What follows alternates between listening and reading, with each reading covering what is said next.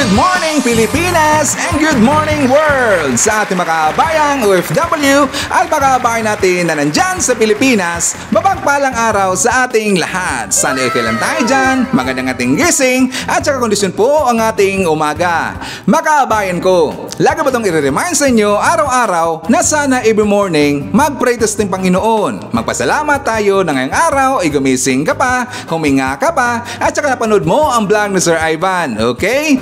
Maganda si makabayan para magiging blessed tayo the whole day. Sa mga nakakapi dyan, sa mga nag-breakfast, sa mga nandyan pa sa kanilang mga trabaho at kakawin mo lang po galing sa mga trabaho, welcome dito sa ating panibagong episode, panibagong balitaan dito sa ating channel sa Julio TV kung saan makabayan, pag-usapan ho natin yung mga current event dyan sa Pilipinas, mga nangyayari po sa loob-labas ng politika at pag-usapan rin natin ang mundo po ng showbiz. Workers mga kabayan, kasama niyo pa rin si Sir Ivan, ang ginawang radyo ng ating mga kabayan, pero hanggang ngayon ay bulol pa rin. Okay mga kabayan, pag-usapan natin ngayong araw si Pora Loca Vega na naman. Kasi nga ang kanyang persona non grata, dinagdagan na po ng 3 lugar. Yes, nadagdagan mga kabayan. At instead po na itong si Pora Loca Vega ay matakot mga kabayan, abay lumala pa po. Kasi meron po akong nakita na isang video 2 days ago, meron siyang ibil mga kabayan doon po sa isang bar kung saan hinamon niya ang ibang lugar mga kabayan. Diba, pinersona ng grata siya dito na ibang lugar, gusto niya padagdagan pa mga kabayan.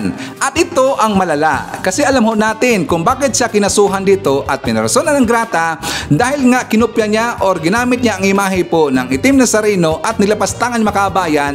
Meron pa po dito ang mas malala pa po. At ipapakita natin mamaya ang kanyang video mga kabayan. Nakakagalit talaga. And guys, pag-usapan rin po natin ito ring matagumpay na resupply mission doon po sa BRP Sierra Madre sa Ayungin mga kabayan na ginawa po ng Pilipinas. Yes, matagumpay po. Hindi sila dito hinarang ng Chinese Coast Guard, hindi sila binumba ng tubig, pero sinundan sila mga kabayan. Mukhang natakot dito ang China kasi di ba napag-alaman ho natin yung Chinese ambassador dyan sa Pilipinas, di ba pinursunan ng gatas mga kabayan, abay natakot po. Pero isa rin po ito sa dahilan, baka lang ha, baka lang, kasi meron kasing kumalat na na picture mga kabayan, baka daw kasi daw natakot itong China dahil daw sa taga-US. At pag-usapan natin yan mamaya. Mas pag-usapan rin po natin mga kabayan si Kiko Pangilinan kasi itong gunggong na to, abay umingay ngayon mga kabayan, sinakyan rin ng mga Pinklawan kasi magbibigay na daw sa dito ng suporta sa ipinag-iingay dito ni General Rio o yung si Eliseo Trio mga kabayan at saka itong si retired colonel na si Leonardo Ordonio mga kabayan. Gusto niya nang bigyan dito ng suporta po, which means ang sabi po ng mga Pinklawan, mukhang magkakaroon dito, magkakaso po or mag-election protest. Well, walang problema ho yan, open na open ho yan at ng taga-Comelec at saka sabi pa nga ng mga Pinklawan mga kabayan, meron dang dala na mga ebidensya itong si Kiko Pangilinan. Well, let's see. At saka po usapan natin mamaya mga kabayan, ito rin tungkol po sa hearing na nangyari doon sa Senado, yung tungkol po sa tumakas na inmate, believed inmates, yung si Michael Cataruha mga kabayan, kasi marami tayong narinig dito sa ginawang hearing na hindi natin narinig po doon sa kanyang previous po na mga interview sa mga media mga kabayan. Nagsinungaling pala itong si Michael Cataruha. At siyempre, ang good news po ni BBM, pag-usapan natin mamaya mga kabayan. At marami pang iba. Alam niyo po si Sir Ivan, palagi itong meron dalang po ng mga pasabog every time na maglalabas tayo ng mga bagong balita dito sa ating channel. At before tayo magsama kabayan, siyempre as usual, i-welcome muna natin po ang mga religious groups na lagi po nakantabay sa ating mga ibinabalita dito sa ating channel. Nandyan po kasama natin ang Samahang BBM para sa Pagbabago Worldwide Movement. Nandyan po kasama natin ang mga membro ng CCF or Christ Commission Fellowship. Nandyan din po ang mga membro ng Catholic Biblical Christian Church at saka yung mga membro ni Pastor Kiboloy, The Kingdom of Jesus Christ. Nandyan po kasama natin ang Seventh-day Adventist Church, mga Baptist, mga Protestante, siyempre mga Katoliko at saka yung mga membro po ng INC or Iglesia ni Cristo. At welcome na po natin mga kabayan ang mga kapatid natin, mga brothers and sisters na mga Muslim. Assalamualaikum mga kabayan.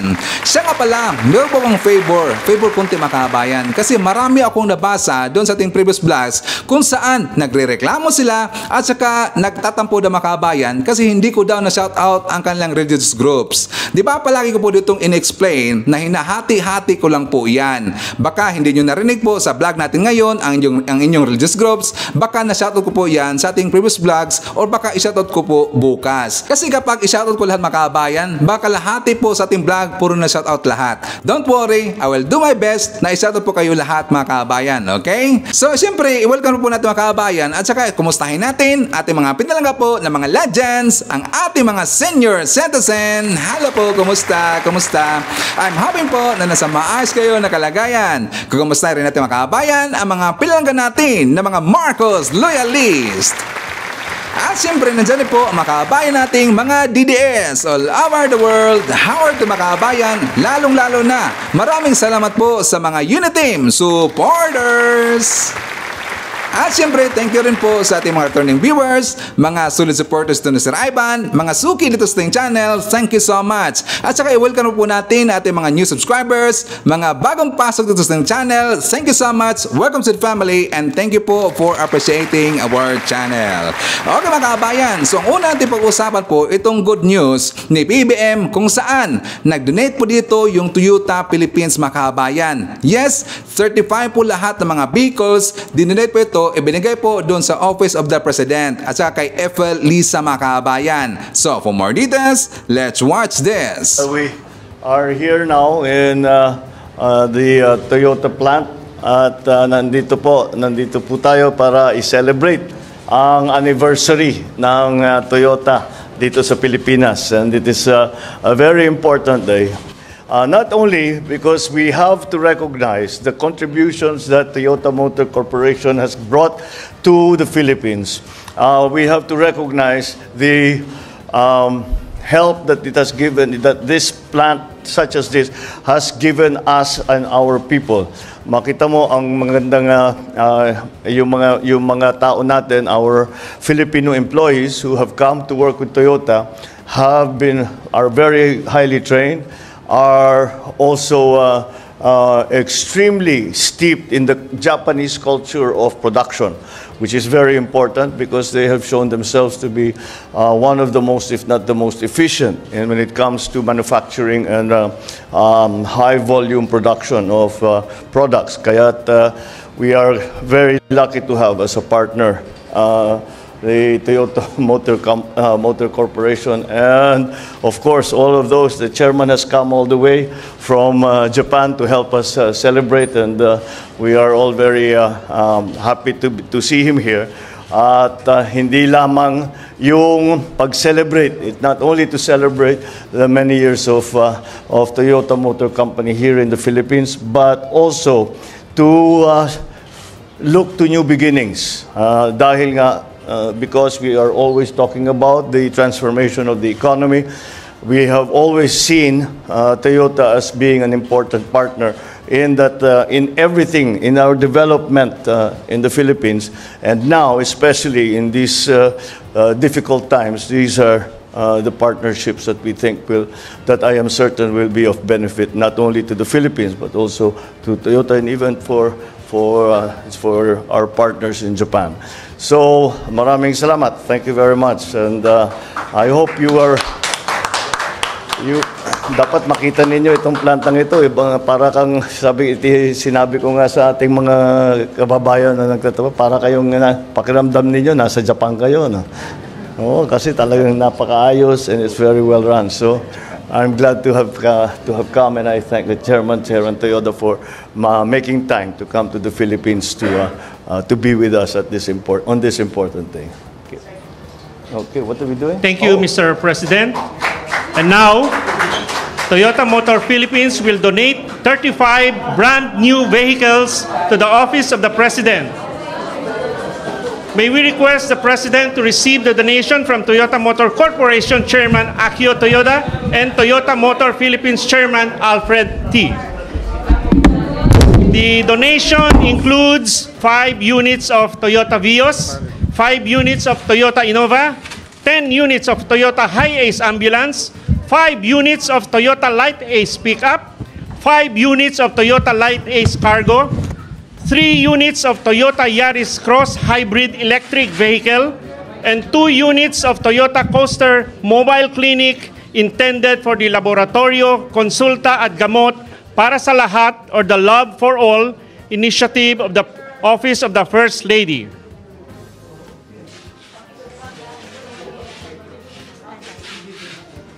Oh, di ba mga kabayan? Ipinakita ko po itong balita na to kasi baka magtatanong naman dito yung mga Marcos, saan na naman galing ang pondo na kinuha dito sa mga bagong sasakyan ng Office of the President, mga kabayan. At para malaman rin po nila doon po sa inisyatibo na ginawa po ni Efelisa, yung Love for All, mga kabayan, edi meron ng bago po na 2 coaster. At least alam ho natin lahat kasi alam ko, mga kabayan, gagamitin na naman nila dyan sa kanilang gagamitin naman nila to yung mga bagong sasakyan para sa kanilang black propaganda. At least, alam nyo po, donation ho yan ng taga Toyota Pilipinas, mga kabayan. So, thank you so much po sa taga Toyota. Okay, pag-usapan rin po natin, mga kabayan, ito rin tungkol po sa nangyari kay Tots of Play. Abay, honestly, talagang nalungkot po si Sir Ivan. At I'm very, very sure, lahat po ng mga OFW ngayon, nalungkot po dito sa nangyari kay Tots of Play. Talagang ang bilis, mga kabayan, hindi natin alam. Kasi di ba nakita pa natin po si Tots of Play, that is 2 weeks or 3 weeks ago pa ba, ang kanyang last po na interview ito, mga kabayan, di ba? Nakalungkot talaga at talagang nagulat tayo sa nangyari dito kay Ma'am Tots of Play.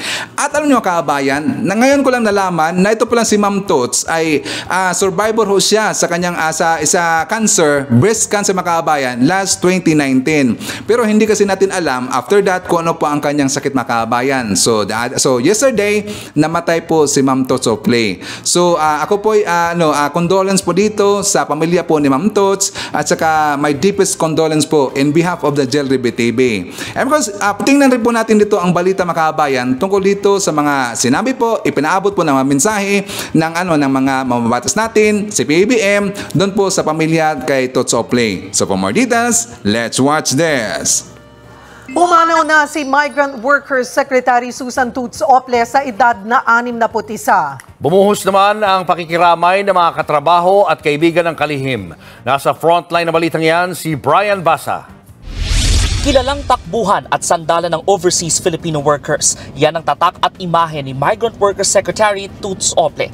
Kanina, inanunsyo ng DMW ang kanyang pagpanaw pero hindi pa tinutukoy ang dahilan. Nauna nang nakipaglaban sa breast cancer si Ople. Ang kanyang pagpanaw ay ilang buwan lang makalipas ang pagkamatay ng dalawa niyang kapatid na sina Blas Ople Jr. at Felix Toti Ople dahil sa lung cancer. Humingi siya noon ng 2 linggong wellness break sa Pangulo. Sa pagpanaw ni Ople, nag-abot agad ng pakikiramay si Pangulong Bongbong Marcos. Tinuturing niyang malaking kawalan ng bansa ang pagkamatay ni Ople. It's a very, very sad news. I have lost a friend. The Philippines has lost a friend.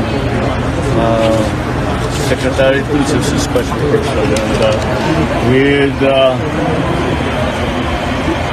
with a deep compassion, really, for the people that she had to care for, namely the migrant workers. Dagdag pa ng Pangulo, talagang sinundan ni Ople ang yapak ng kanyang amang si Blas F. Ople na naupuring Labor Minister at Foreign Affairs Secretary ng 2 dating presidente. She very much followed in the tradition of Blas Ople, of excellence, of compassion. It is a great loss for all of us. It is a great loss for all of us who called her my friend.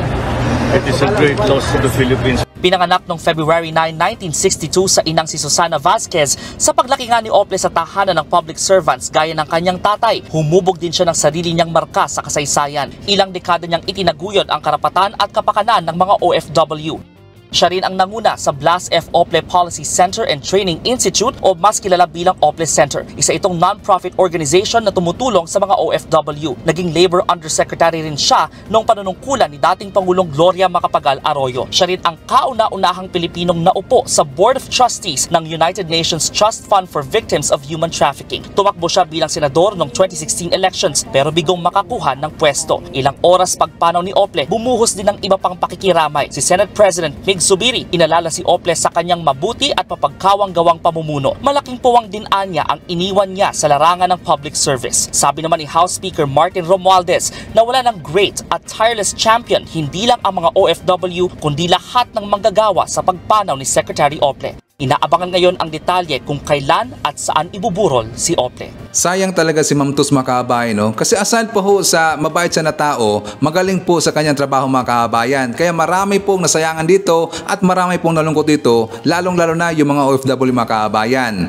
Ngayon, pag-usapan natin po itong puting ahas ni Maharlika, si Peebles Talakira, mga kababayan. Kilala ba natin? Di ba marami pong nabibigay dito ng mga information kay Maharlika? Isa po dyan si Peebles Talakira, mga kababayan. Kasi doon po sa kanyang post, kinuyog ho ito ng mga Pilipino, kinuyog ho ito ng mga Marcos loyalists, kasi nga ang sabi sa kanyang post, mga kababayan, 5 days ago, sabi niya, anyari kay Secretary Ople. Balita ko, 3 weeks na daw hindi pumapasok, daming pending na projects for OFW na nakanganga. Kung di nyo kaya yung trabaho nyo, ituloy-tuloy nyo na yung pagpapahinga. Ang daming mahilig magbakasyon sa admin ni BBM, parang sila din, same. Yan po ang sabi ni Peebles, mga kababayan. Pero alam nyo po, after how many days, nabalitaan na lang po natin na namatay po si Ma'am Tots Ople. Kaya itong si Peebles, mga kababayan, kinuyog ho ito ng mga Marcos supporter. But instead po na magpakumbaba itong si Peebles, mga kababayan, kasi nga hindi maganda ang kanyang sinabi doon, sabi pa niya, hindi po ako ang nagbigay ng sakit ni Sik Ople at lalong hindi po ako ang nag-upo sa kanya kahit alam nila na may sakit na. At para transparent sa publiko, dapat binabalita nyo kung anong nangyari sa mga nakaupo. The reason why I posted it, maraming OFW ang nag-message sa akin na nakanganga yung mga projects. Inaamin ko na may pagka-sarcastic yung post ko pero hindi ako nag-wish na may mangyari. Kung gusto nyo akong i-bash, go, condolence to the family, okay go, bash lang kayo. Kung nag-wish ako, baka kayo ang i-wish ko, mga bashers. Abay, itong si Peebles na makabayan, pasawa ito. At lastly, meron pa siyang sinabi, 6 hours ago, mga kabayan, sabi niya, sino-sino pa po ang may mga sakit na nakaupo sa gobyerno, pwede pong pakibigay ng list. Baka pag hinanap ko at may mangyari, kasalanan ko na naman. Chururot. Napakahambog talaga itong mga tao ni Maharlika, mga kababayan. Kung ano po ang ugali dito ng kanilang amo, si Maharlika, gano'n rin po ang kanang ugali ng kanyang mga galamay, mga kababayan. Yan po si Peebles Talakira, walang puso yan at pasaway talaga. Membro kasi ng SALT, mga kababayan. Hindi na po naawa dito kay Sik Ople. Marami pa siyang dinagrito ng mga sabi-sabi na sana magpakumbaba lang siya, mga kababayan. Diba? Kaya nga siya ngayon kinuyog po ng mga Marcos supporter. Ngayon, mga kabayan, jump naman tayo sa ibang balita. Dito tayo po sa tungkol kay Pura Loca Vega, kung saan merong nadagdag dito na 30 lugar na pinersona ng grata si Pura, mga kabayan. Isa dito sa lugar po na nadagdag ay ang Lucena City. Nadagdag rin po dito ang Mandawi City, mga kababayan, at pati rin po yung Bohol. Pinersona ng grata na rin itong si Pura Loca Vega kasi nga hindi nila nagustuhan talaga at marami dito ang hindi po nagugusto sa ginawa po ni Pura Loca Vega. But instead, na siya po yung magpakumbaba, mga kababayan, at hihingi dito ng sorry, mag-public apology, mas lalong lumala pa. Sa kanyang event po, 2 days ago, ipapakita ko sa inyo ang video kung saan ang imahe po ni ng Itim na Nazareno ay hinampas niya sa sahig, mga kababayan, at inapakan pa niya po. Yes, hinampas niya sa sahig at inapakan pa niya. Ipapakita ko sa inyo ang video, mga kababayan. For more details, let's watch this. Ano lang masasabi ko? Simplihan lang natin Okay, lahat tayong makasalan. Tama? Hindi tayo perfecto. Tama? Ganun pa man, do unto others what you want others to do unto you. Do not do unto others what you do not want others to do unto you. Golden rule lang po yun. Ayun, so para sa mga ibang lugar na gusto pang mag-persona dyan, dagdagan nyo pa! Pakialam ko, separation ng church at ng state. Thank you po. Tingnan nyo, naghamon pa, mga kababayan. At tingnan nyo ang gagawin niya sa imahe po ng Itim na Nazareno. Yung ginaya niya na image, mga kababayan. Yan, ihampas niya yan at saka kanyang aapakan po.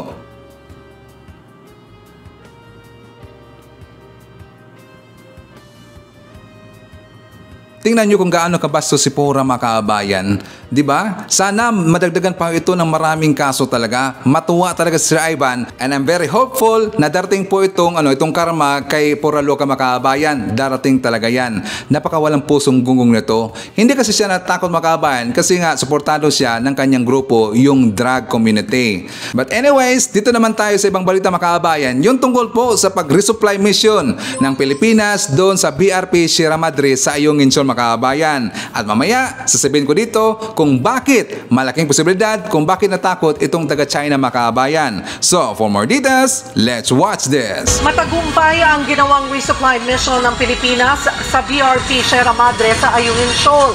Sa kabila yan ng pagtatangka umano ng China na harangin at pigilan ulit ito. Nasa frontline ng balita niya, si Brian Castillo.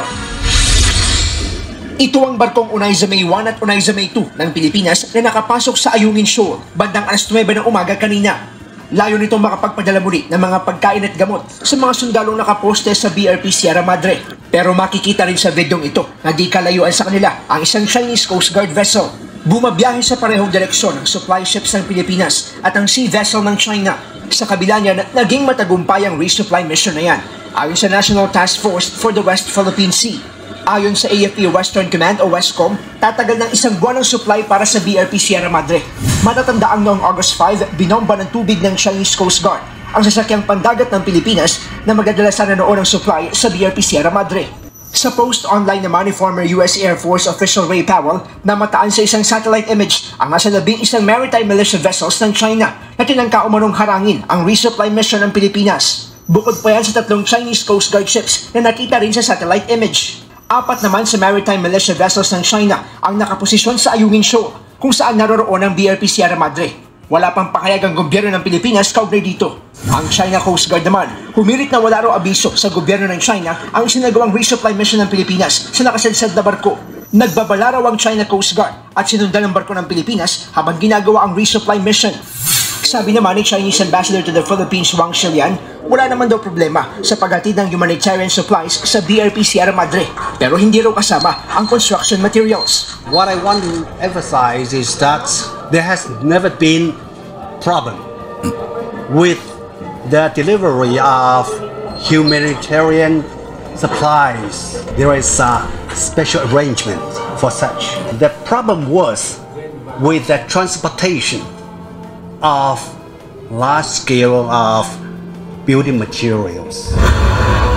Nauna nang sinabi ni Defense Secretary Gibo Teodoro na wala dapat pakialam ang China kung ano man ang ihatid ng Pilipinas sa BRP Sierra Madre kahit pa ito ay construction materials. Hindi rin daw yuyuko ang Pilipinas sa mga gusto ng China. 1999 nang pusang isadsad sa Ayungin Shoal ang barko para magsilbing outpost o garrison ng Pilipinas sa rehiyon.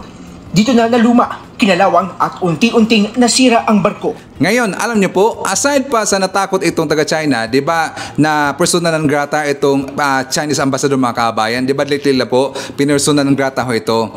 Alam niyo ba, mayroong kumalat ngayon na isang picture kung saan baka ito daw ang isa sa posibilidad na natakot itong taga-China Makabayan kasi meron pong nakita na parang papunta po ang direksyon ng taga-US, mga warship Makabayan. Hindi ko lang sure ha kung totoo ito. May nakita kasi ako na kumakalat doon sa Twitter at saka sa Facebook at ginamit na rin ito ng ibang mga vlogger Makabayan, pati nga yung mga pinklawan. May nakita kasi silang picture na parang papunta doon sa Pilipinas Makabayan, yung barko na malaki po ng US na lagyan po ng mga jet plane Makabayan. Hindi ko lang alam kung anong pangalan yan. Tsaka diba sa mga gilid yan, may mga warships din sa mga gilid. Parang supporter nila Makabayan. Papunta daw yan dito sa Pilipinas. Kasi kapag haharangin na naman daw itong barko po ng Pilipinas na pumunta doon sa BRP Sierra Madre Makabayan, baka yun daw ang barko ng US ang mag-escort doon sa barko ng Pilipinas.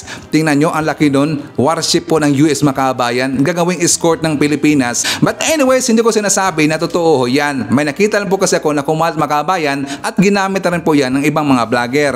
Tingnan nyo, sana totoo yun kasi para magkakaroon po ng malaking warship ang Pilipinas, yun po suporta po galing sa US mga kabayan. Kasi nga, di ba, may nakita rin po ako na nag-caption po na isang pinklawan, sabi na, tuta na daw ngayon ng taga-US ang Pilipinas mga kabayan. Sana mangyari ho yan. Hopefully, bibigyan po ng warship ang Pilipinas ng taga-US mga kabayan. But anyways, bago ito mag-jump po sa ating next topic, isatamar natin po ang nandyan mga solid viewers natin. Sila si Mama Iti Baisa, Marcos Hernandez, Barkadahan Forever FM, hi to Limwil Pasco, Maria Midasiplon, Brian Baltasar, hi to Ma'am Teresita Tumaliwan, hi to Len Gonzalez, Teresita Kanglet from Kuwait, hi to Milagros De Rilo, nandyan din po si Ma'am Rose Guevara, hi to Army Lagaso, Virgilio Fajardo, hi to Maria Cristina Manimbao, Edgardo Canonigo, Josephine Martinez, and hi to Julian and Hasmin. Hi to Marian Chuko, ME. Nandyan din po si Life is Awesome, Angelita Holsinger. Nandyan din po si Mamilin Erimas. Nandyan po si Nonoy Florin Hills, E4 Skills, Oslik Com1. Nandyan din po, isatan natin si Ma'am Shane Sibal, Jelen Quezon, Manolito Ventura, Bots Estelia. Hi to Cecilia Tixon, and hi to Ma'am Elizabeth Somalde. And of course, nandyan din po kasama natin si Ma'am Teresita Bihasa. Okay, pag-usapan natin mga kabayan, ito pong mga fake news na mga pinklawan kasi sabi nila yung tungkol po sa ipinag-iingay ngayon ng General Rio, yung tungkol po sa meron dang dayaan nangyari mga kabayan sa panahon po ng eleksyon 2022 at sabi dito ni Piloso Potasio, ito po yung napakarabid po na pinklawan mga kabayan, anti-Marcos. Sabi niya, bakit walang ingay sa media tungkol sa dayaan noong halalan 2022? Anong klaseng mamamahayag ang meron tayo ngayon? Puro takot at bahag ang buntot. Sabi niya, hindi daw ibinalita ng media mga kabayan. Alam niyo po, yan po ay fake news. Ang maniniwala lang po dito ay hindi po yung pong mga kalyado na makabayan, yung madali lang po na mauto, at saka hindi po yung mga well-informed. At lalong-lalo na, ang madali lang pong mauto dito, yung hindi po nanonood kay Sir Ivan. Ipapakita natin dito kung hindi pa talaga ibinalita yan ng taga-media. Tingnan niyo po, ipakita natin dito, tundon po sa kay Ted Filon, di ba? Sinagot na ho yan. Lahat po ni Commissioner Garcia, yung mga akusasyon po na ginawa dito sa grupo ni General Rio at saka doon po ng tungkol po dito kay retired Colonel Leonardo Ordonio Makabayan. Di ba? Maganda po pag-explain ho ni Commissioner Garcia at saka ibinalita at marami pong nagbabalita yan. UNTV, doon din po sa News 5, sa ABS-CBN, GMA, lahat naman mga kabayan, ibinalita ho yan. So ano bang ibig sabihin dito ni Piloso Potasio na hindi daw gumalaw dito ang taga-media, hindi daw ibinalita kasi takot daw. That is fake news mga kabayan. Ngayon, ipapakita natin dito ang gagawing suporta ni Kiko Pangilinan doon po sa mga nag-ingay na mga salot ng lipon ng mga kabayan, yung grupo po ni General Rio. Sabi dito ni Kiko Pangilinan, the sentiment of one voter stating is lowest internet in Asia Pacific but the fastest result in an election. How does that happen? Why? Napakatanga talaga ito ni Kiko Pangilinan mga kabayan. In-explain na ho sila dito ni Commissioner Garcia, hindi pa rin sila maniniwala. At saka talagang naniniwala po ako doon sa explanation po ni Garcia mga kabayan. Kasi nga po ang data ng yung vote counting doon sa mga precinct, hindi naman po malaki na data mga kabayan. Para ka lang po na nag-send po ng picture ng Facebook Messenger doon po sa sinindan mo ng picture doon sa kabila, ganun na po kabilis mga kabayan. Kasi nga malaki pa nga yung data or yung KB ng picture versus doon sa data po ng election mga kabayan. 'Di ba? Sinabi ho yan ni Commissioner Garcia, para ka lang po nag-text. Ganun po kadali mga kabayan. Very fast talaga yung pag-transmit po ng data from present to the server sa Comelec mga kabayan. Hindi kasi nila maintindihan. Kasi nga ang kanilang pag-utak napaka-old school pa rin mga kabayan. Kasi pag-akala niya yung telcos na ginamit diyan sa election sa taga Comelec ay 3G pa mga kabayan. Mas mabilis na po ngayon. Meron na kasing 5G, merong 4G at 5G. Mas mabilis na po. Ang kanilang pag-isip kasi napaka-old school mga kabayan, napakaluma na ang kanilang pag-isip. Sabi ba niya dito, underscores the legitimacy of the concerns forwarded by the Truth and Transparency Trio. We urge the COMELEC to answer the questions raised squarely so as to ensure that the public's trust in our electoral processes as a bulwark of democracy remains undiminished. Bakit ayaw lang maniwala sa explanation po ni Commissioner Garcia? Maganda na po, loud and clear and explain dito ni Garcia, ayaw pa naman maniwala makabayan. Buti nga na in-entertain pa itong grupo po ni Trio Makabayan, di ba? Kasi ang pwede lang po magreklamo dito, yung mismong kandidato lang po ang may plano dito na mag-electoral protest. Buti nga, magpasalamat sila. Itong si Ordonio, itong grupo po ni John Rio, na talagang in-entertain sila dito ni Commissioner Garcia. Na instead, hindi na po pwedeng gawin yan ni Garcia Makabayan. Ngayon, may nag-comment po sa baba dyan, sabi dito ng Pinklawan, mukhang may pinanghahawakan ng mabigat na proof. Yan daw si Kiko Pangilinan, pero pinanghawakan na mabigat na proof Makabayan. Well, ilabas nila at saka mag-file sila ng protest dito. Mag-ready lang po sila dito ng budget ng 66 million. Ganon po ang budget na ibabayad Makabayan. 66 million kapag mag-file ka po dito ng protest or electoral protest. Ang laki, no? 66 million. Anyways, kayang-kaya naman ho yan sa grupo po ni Pinklawan, anang Pinklawan o nila ni Linulutang, kaya siguro niya Makabayan. Walang problema ho yan. At sabi pa dito na Just Mary Kay. Sabi niya, breaking news, Kiko Pangilinan affirms support and commitment to truth and accountability in the May 2022 election. Now, the opposition is moving forwards the truth simula ng pagbangon. Simula ng pagbang Makabayan, magunggong pala ito, sila po ang nagbabagsak sa Pilipinas. Sa panahon po ni Corecong, sila ang nagbabagsak sa Pilipinas. Ngayon, sasabihin nila, simula ng pagbangon. Well, sasihin ninyo yung mga Aquino kasi mga salot ng lipunan yon. Dahil po sa mga Aquino, nalugmok po ang Pilipinas. Nalugmok po sa kahirapan ang Pilipinas. Dapat sila ang sisihin. Bakit naman lang sisihin yung mga Marcos at sa kanyang Duterte Makabayan? Diba? Magugong talaga eh. But anyways, jump naman tayo sa next topic Makabayan. Dito na po tayo sa hearing na isinagawa po doon sa Senado tungkol dito sa kay Michael Cataroha, yung nakatakas po sa Bucor Makabayan. But before that, isatamar natin si Ma'am Dizelyn David. Nandiyan rin po si Erwin Sinorin, Aurelio Pilipina, shoutout daw sa Asirit family na nandyan sa Hawaii. Hi to Evangeline Milbar from Clarin, Misamis Occidental. Nandiyan rin po si Ivan Narita from Japan, Erickson Miguel and family, they are watching in Hawaii. Hi to si Raul Balyarta, Henry Idon, hi to Norma Itoryaga, saka shoutout daw sa kanyang asawa na si Boyet Itoryaga na nandyan sa London, UK. So, for more details, let's watch this. Gustong malaman ng committee ngayon yung circumstances tungkol sa pagkakahuli, pagkakatakas ni Michael Cataroha. Dalawa po ang lumalabas o tatlo na ang lumalabas na report. Una, si Michael Cataroha ba ay tumakas noong July 14 sangayon sa Bureau of Corrections o July 7 sangayon sa Bureau of Corrections? Pangalawa, sa kanya pong salaysay sa harap ng Angono Police, sinabi niya na siya ay lumabas sa pamamagitan ng pagkopya ng stamp pad sa bisig gamit ang isang ballpen at kinopya at sinabayan yung mga bisitang pumapasok at pinili yung kanyang kasing tangkad.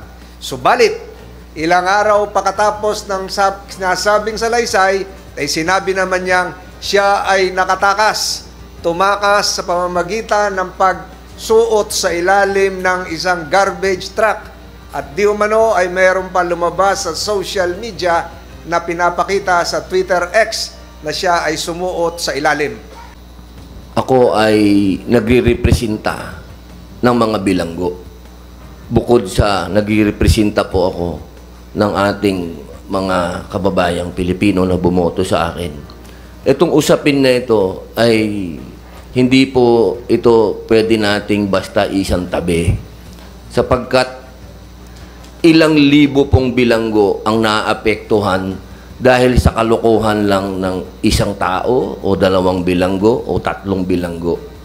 Hindi po patas, hindi po parehas kung yung ilang libong bilanggo ay magbabayad sa katarantaduhan lang ng isa o dalawang tatlong bilanggo. Hindi po fair yun. Dahil noong pong ako ay napiit dito, hindi naman po lahat ng bilanggo ay siraulo pa rin. Marami pa rin po ang gustong magbago. Kaya sana po, ang hiling ko po sa inyo, maimbestigahan natin to ng tama talaga kung paano tumakas tong ulul na ito para wag pong pamarisan at kung ano din po ang pwedeng gawin ng ating mga empleyado, ng mga gwardya na hindi na po maulit ito. At sana rin po, mabura na rin yung myth. Kasi ako, hindi po ako naniniwala na meron pang pinatatakas dito at pinagtatrabaho sa labas at pinang-hold up, pinagpapatay ng tao.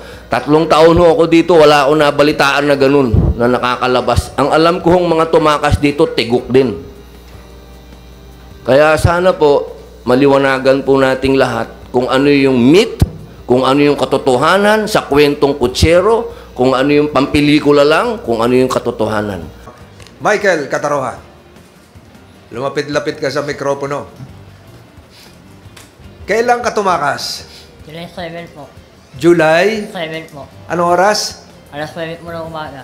Alas 9 na umaga. Anong oras kumukuha ng pumapasok ang truck ng basura? Alas 9 po. Alas 9. Sinabayan mo, pagpasok, paglabas, anong oras lumabas yung truck ng basura? Ba? Anong oras lumabas yung truck ng basura? Ano? Anong oras lumabas yung truck ng basura? Sabi mo, pumasok yung truck ng basura ng alas 9. Opo. Nakatakas ka rin ng alas 9? Hindi ko lang po wala kasi wala po wala lang orasan nun eh. Walang relo. Opo, wala po. Paano mo ginawa ito? Pumasok ka sa truck ng basura? Pumasok ka sa basurahan? Kumain po ako sa ilalim ng truck. Sa ilalim ng truck, pumasok ka? Opo. Pinag-aralan mo na nakasya ka dun sa ilalim ng truck. Wala nakakita sa'yo? Wala po. Wala. Kahit alam mo meron CCTV roon, wala. Wala po. Yung dinaanan ng truck, ganun kalayo mula dun sa sinakyan mo hanggang makalabas ka ng gate? Hindi ko alam sir eh. Paano mo nalaman nasa labas ka na? Marami na po sasakyan eh. Marami na traffic na, marami ka naririnig. Opo. Anong ginawa mo? Anong naririnig mo maraming sasakyan? Bumaba po ako sa C6. Bumaba sa? C6 po. C6? Paano mo nalaman C6 na yun? Kaya po kami lumadaan eh. Sa C6. Pero kanina, sinabi mo kay Police Major Moratillo, binaybay mo ang EDSA. Malayo ang EDSA sa C6. C6 po ako bumaba eh. Hindi totoo yung EDSA. Hindi po eh. Yung nagsinungaling ka sa kapulisan. Opo. May kaso rin yun. Alam mo? So, anong totoo? Sumakay ka, bumaba ka sa C6. Pagbaba mo ng C6, doon po ako naglakad, pauwi po ako ng Antipolo. sumakay ka. Naglakad ka, pauwing Antipolo. Opo. Binaybay mo yung Laguna Tibay. Opo. Ba't mo nalaman na hanggang doon ba ang destinasyon ng truck? Yung wala kasi doon po lumayan yung kalaki. Hindi ko maipakiulit? Doon po kasi lumayan yung kalaki. Doon dumaan yung truck. Opo. Kakilala mo yung driver? Hindi po. Kakilala mo yung pahinante? Hindi rin po. Anong suot mo? Ganyan din? Nakaubad na po. Nakahubad ka, nakashorts ka na lang. Opo. Tuloy ka na sa Angono. Kahit na ulo po. Antipolo, tapos tinuloy mo ang Angono, hindi na? Hindi na po. Saan ka naman tumambay sa Antipolo? Ka-Otyo po. Sa? Otyo Painaan. Ba't may kakilala ka ron? Wala po. So palakad-lakad ka doon, nakahubad ka lang. Nakalamit na po. Saan ka naman nakakuha ng damit? Sa kaibigan po. May kaibigan ka doon. Sino yung kaibigan mo? Si Osme po. Ano yung PDL din dati? Hindi po. Ano yung kamag-anak mo, barkada mo? Kaibigan lang po. Meron ba nag-utos sa'yo para tumakas ka? Wala po. Kusang loob ka lang tumakas? Opo. Bakit ka naman tumakas? Sobrang bulyo po. Ha? Sobrang bulyo po. Wala akong dalaw. Wala kang dalaw, nainip ka. Opo. Naburyong ka. Opo. Doon ba habang nasa loob ka, may mga nabalitaan kang tumatakas din? Hindi ko alam sir eh. Ha? Hindi mo alam. Meron bang nag-udyok sa'yo na may gagawin ka sa labas pag tumakas ka? Wala po. Binayaran ka ba? Wala po. Kusang loob ka lang? Opo. Kusang loob ka. Ang ibig mong sabihin, matagal mo na napag-aralan ng sistema rito, alam mo kung paano makalabas? Hindi po. Ay, wala ka ba nakita sa ilalim ng truck na mga salamin? Wala po.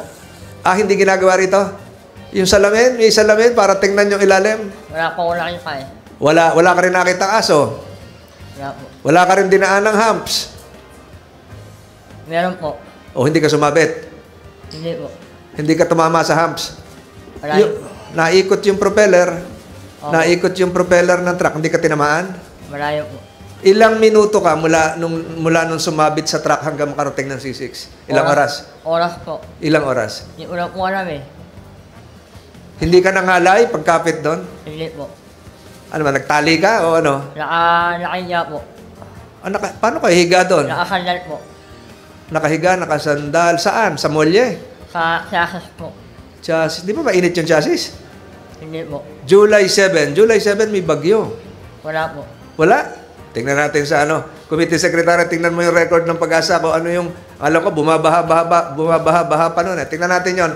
So, mula nung sumampa ka sa ilalim ng truck hanggang makalabas ka ng gate, ilang oras? Minuto po. Anak niyo oras po. Puno na kagad ng basura. Opo. So, bago ka sumakay, hindi, ang sabi mo kanina, yung truck ng basura dumating na alas 9, puno na.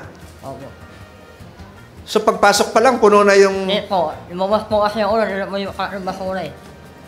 Pakiulit. Lumabas po ako ng briyana namin, ano na po yung truck ng basura. Lumabas ka, nandun na yung truck ng basura. Opo. So, ibig sabihin, puno na ng basura. Opo. Matatandaan mo ba, makikilanlan mo kung anong uri ng truck yon kung makikita natin mamaya? Hindi na po eh. Bakit? Kasi po, marami po silang kalaki. Wala nang? Marami po yung umukuha nun eh. Hindi, pero siguro pare-pareho yung truck. Opo. Paano mo napili na yung truck na yon na merong higaan, malalim? Lahat naman po may ganun eh. Ha? Lahat naman po na lahat. So mamaya, pag lumabas tayo, kaya mong ituro sa committee ito kung ano yung uri ng truck, kung saan ka humiga, ganun katagal ka nakalabas. Opo. Handa mong gawin yan bilang pagsabi ng katotohanan. Opo. Sa pagtagal mo rito, ganun katagal ka na rito? 2 taon? Wala pa po 2 taon. Marami ka na naririnig na kwento na marami na rin gumawa ng gaya ng ginawa mo? Opo. Mga ilan na? Hindi ko lang po masabi sir eh. Wala po. So, yung mga nababalitaan mo habang kumakain, nagkukwento-kwentuhan kayo sa Bisaya, nagsusultihan, nakabalik sila? Hindi ko alam sir eh. Balita ko eh. Patay na daw po eh. Patay na? Hindi mo lang po pinapatay. Pag nakalabas, papatay na? Opo. Kaya hindi na nakabalik? Opo. Bakit ginawa mo pa lumabas din kung alam mo pinapatay yung iba? Masalamat nga po. Binuhay po nila ako eh. Nagpapasalamat ka, binuhay ka nila, binuhay ka ng ng Angono Police, lahat. Kahit alam mo na malaking kahihiyan ang binigay mo sa Bucor. Kaya po eh. Kaya umiit po ako ng pasensya sa kalap mo ng Bucor eh. Humihingi ng? Umiit po ako ng malaking pasensya sa kalap mo ng Bucor. Humihingi ka ng pasensya kina General Katapang at sa lahat ng taga Bucor dahil binuhay ka pa. Opo. Kaya kung sakali po makakount niyo po ako, pasensya na po kayo. Kung sakaling Kung sakali po makakount po nila ako, eh, mababaw po. Kung patatawarin kami, bago kang kaso, yung evasion of sentence, mag-hearing, pinag-uusapan natin yan. Balikan ko yung unang nabanggit mo kanina. Marami ka narinig na istorya na tumakas dati, nakabalik, yung iba namatay. Sabi mo? Opo. Doon ba lumakas yung loob mo? Gayahin ko kaya ito. Ganon din daw yung ginawa nila? Sasakay sa ilalim ng truck? Hindi ko po alam sir eh. Ay hindi, nakipag-istoryahan ka. Ano yon? Sa iyong selda o sa iyong mga kasama sa... Sige, Sputnik ka, no? Opo. Kilala mo si Mr. Capone? Opo. Ano mo yon? Commander po namin. Commander nyo. Pero binilang ka nung umaga, di ba? Opo. Binilang ka nung tanghali? May bilangan ba nung tanghali? Opo. Nandun ka? Wala na po. Wala na. July 7. Opo. Pero nung humarap siya dito, ang sabi, nung nagbilangan, nandun ka pa nung hapon. Wala na po. Wala ka na. Opo. So, ganun katagal mo ito pinlano? 1 linggo po. 1 linggo. Pinag-aaralan mo yung truck. Araw-araw dumarating yung truck alas 9. Opo. So, pinag-aralan mo araw-araw. Walang, di ba meron itong mga sinasabi ni Senator Robin Padilla, merong barangay tanod? Opo. O yung barangay tanod, di ka nakita? Hindi po eh. Kasi marami pong nakatapo ng basura eh. Marami nakatapo na basura na nakakalat, nagtago ka ron. Hindi po. Ano ibig sabihin? Busy sila. Opo. So, sinamantala mo, pero sabi mo kanina, puno na yung truck nung dumating eh. Kaya po, kumukulong po ako ng mga oras na yun. Kumukulong po ako sa pagbuhat mo ng basura. Tumutulong ka magkarga ng basura. Yung dump truck, bukas ang likuran. Opo. Anong dump truck? Bukas ang tagiliran, bukas ang likuran? Bukas po yung likuran. Bukas ang likuran. So, paghagis mo ng basura sa likod, siguro, habang naandar, meron kong lumaan na L300. may dumaan na L300. Opo. Nung dumaan yung L300, sinamantala mo, Nila po ako pumasok sa ilalim. pumasok ko sa ilalim ng truck. Opo. Ano naman yung L300 na yon? Ayun po yung umuha ko ng pagkain, mang iyo. Yung bang tinakasan mo, malapit doon sa lutuan? Opo, marami po. Pag pumunta tayo mamaya, may tuturo mo lahat yon? Opo. I-reviewin po namin yung policies dito, pati kasi may version rin siya na nakikipag balak niya sumabay lang sa mga bisita. Lahat po ng policy i-review, pati pagkuha ng basura, kung anong oras at dapat siguro wala na mga pahinante katulad ng PDL na nakikitulong paglipat ng mga ano. And then of course tama po kayo na kailangan yung nangongolekta ng basura, yung tao lang nila. Wala pong lalapit na PDL kasi baka makapuga na naman kung baka maingganyo po yung mga tao dahil sa ginawa ni Michael, gagayahin, no? So kung gaano kabilis siya nire-enact namin in gun in 12 seconds 12 seconds nakapasok agad siya doon sa ilalim ng truck. So marami pong babaguhin, pati yung mga gwardiya haba siguro nagkakalat na nagkokolekta ng basura, may bantay na rin po. So opo. Yung sa bureau po kasi makaka-adjust naman po yan dahil siyempre may disciplinary action dyan. Na ano lang ako si bilanggo, ano hong privilege mo wala sa mga bilanggo niyan? Hindi naman wala pong mawawala. Tuloy po yung dalaw, pero ngayon higpitan ng konti. Dati po kasi may conjugal visit, may family visit. Medyo baka i-review na rin namin yon. Pero tuloy po, Senator Robin, bilang dating bilanggo dito, nararamdaman niyo yung paghihirap na nangyayari ngayon. As soon as maayos namin, kasi ma-review namin kung ano ba talaga ang kwento ng nangyari dito, we will adjust and hopefully itutuloy ulit natin yung dalaw naman po tuloy. Kaya lang yung overnight po ang wala, medyo ngayong walang dalaw. General, yung kasi ang nakakapagpawala ng init ng ulo. Alam nyo naman, yung change oil ang tawag natin. Mahalaga yun. Opo. Baka pumunta sa ulo yung oil. Opo, yung kasabihan nyo, yung init ng sa ano. Opo, parte ng rehabilitation din yun, sir.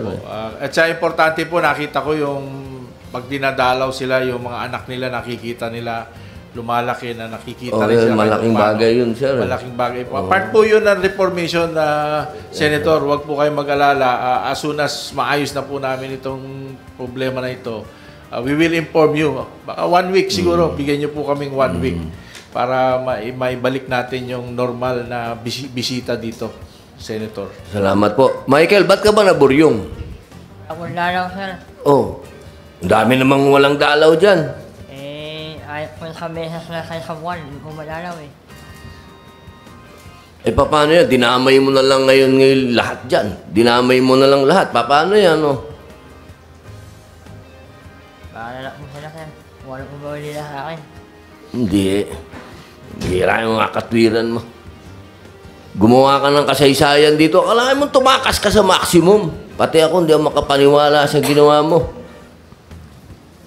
Anong sabi ng pangkat sa ginawa mo? Galit po sila sa akin, Ha? Galit po sila lahat sa akin, Galit din kami sa kanila. Binola kami dito. Sabi niya, binilang ka Saan ka nakaselda? 5'8" po. Muna. Hindi, Sputnik din yata yun Opo. At parang ko, sir, dapat wala muna sa Sputnik to.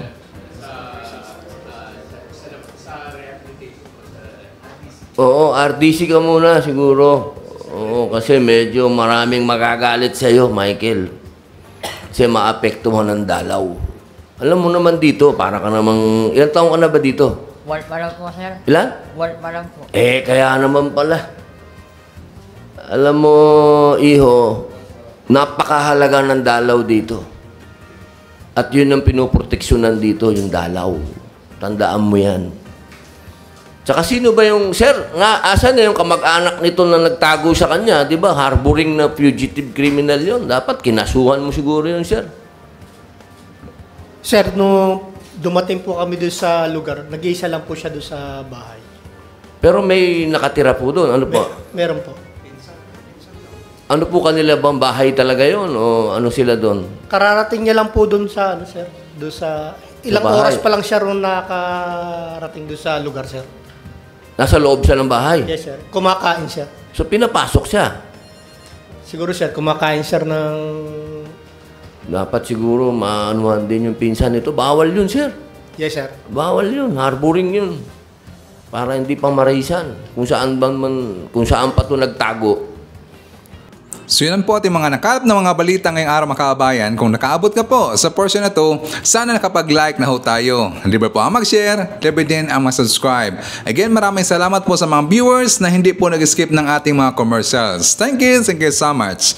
At before natin tapusin ang ating programa ngayong araw, sana sabayan niyo si Sir Ivan para sa ating live messaging prayer. Dear God, thank you for waking me up today. Thank you for blessing my life with strength, vibrance, peace, and joy. Today is day of miracle. As we do our task today, Lord, guide us that we will be productive and joyful in performing everything. May your angels protect our day. Let not weapon of the enemy come near us. Instead, cover us with a white light of protection. In Jesus' name, I pray. Amen. So maraming salamat mga kabayan, and I hope to see you again on my next video. Ang aking pangarap para sa ating bansa ay ipagkaisa muli ang sambayanang Pilipino. Ipagpatuloy natin ang ating nasimulan ngayon. Nang sa ganun, ang Pilipinas ay pararatingin natin hindi sa ating pinanggalingan, kung hindi ay papasikatin pa natin ang ating mahal na Pilipinas. Para tayo ay haharap sa buong mundo at sasabihin muli natin at isisigaw natin sa kanilang lahat, ako ay Pilipino, taas noo kahit kanino.